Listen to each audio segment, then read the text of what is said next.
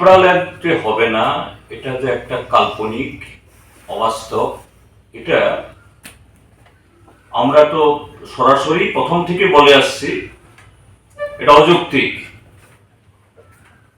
এটা এমনি বলার জন্য বলো না, বিরোধিতার জন্য বিরোধিতা না। এখন অভিজ্ঞতার নিরিখে ত্রিপুরা মথার সুপ্রিমো থেকে শুরু করে ত্রিপুরা মথার একজন সমর্থকও এখন জানেন যে না, ত্রিপুরা গ্রেটার ত্রিপুরা হওয়ার কোনো স্কোপ নাই। কাজেই ওটা নিয়ে কোনো ডায়লগের কোনো প্রশ্ন নাই। কিন্তু বিজেপি যেভাবে গণতন্ত্র হরণ করছে, এই যে উত্তরাখণ্ডে ইউনিফর্ম এই সিভিল কোড ইতিমধ্যে এনেছে, অমিত শাহ পার্লামেন্টের শেষ দিবসে বলছে লোকসভা নির্বাচনের আগে সিএএ কার্যকরী করবে। তো ত্রিপুরা মথার সুপ্রিমো তিনি তো আর লেখাপড়া না জানা মানুষ না। এর মানেটা কি? ইউনিফর্ম সিভিল কোড এবং সিএএ মানে কি?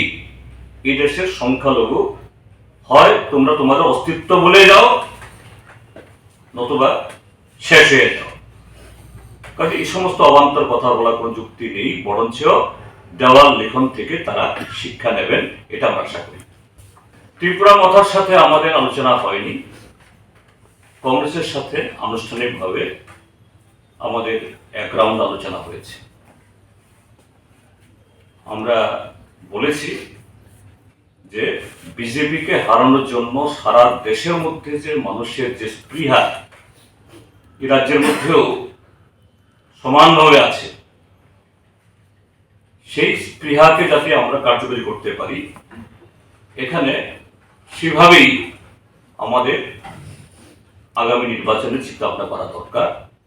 এবং আমরা বলেছি এই জায়গায় যে বিজেপি বিরোধী ভোট যাতে ভাগ না হয়, তার জন্য আমাদের ঐক্যবদ্ধ কাজ করা দরকার।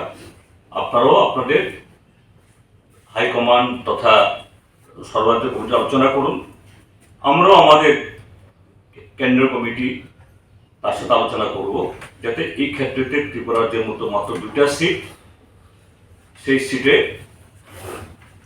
যে ভোট ভাগ না হয়, এটা যাতে আমরা করতে পারি। স্পিরিটটা এখন কে মানে কোন পার্টি কোথায় দাঁড়াবে, কি দাঁড়াবে, বা দুটাই আমরা প্রতিদ্বন্দ্বিতা করবো কি না, না অন্য কিছু হবে, এগুলো নিয়ে কোনো আলোচনা হয়নি। কিন্তু এই যে স্পিরিট, এই যে মানুষের যে স্পৃহা, এটাকে যাতে হয় আমরা বলেছি। এবং কংগ্রেস দলও প্রায় একই ধরনের কথা বলেছে, হ্যাঁ আমরাও এর সাথে একমত। অর্থাৎ তারাও তাদের কেন্দ্রের সাথে কথা বলবেন, আমরা কথা বলছি, সময় নেতৃত্ব ঠিক হবে।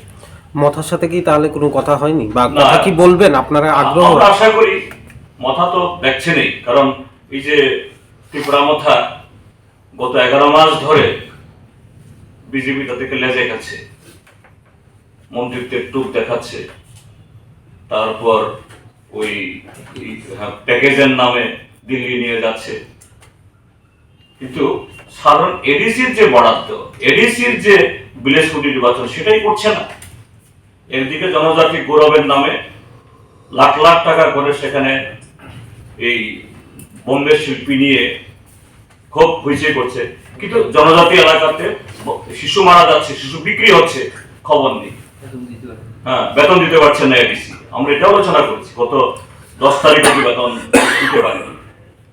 কাজেই মথাও অতীতে যাই হয়েছে হয়েছে, ভুল ভ্রান্তি হয়েছে, বাস্তব থেকে শিক্ষা নিয়ে এদের পাল্লায় না পড়ে তারাও এই বিজেপিকে হারানোর জন্য তারা সেই গণতান্ত্রিক দায়িত্ব পালন করবেন, এটা আমরা আশা করি।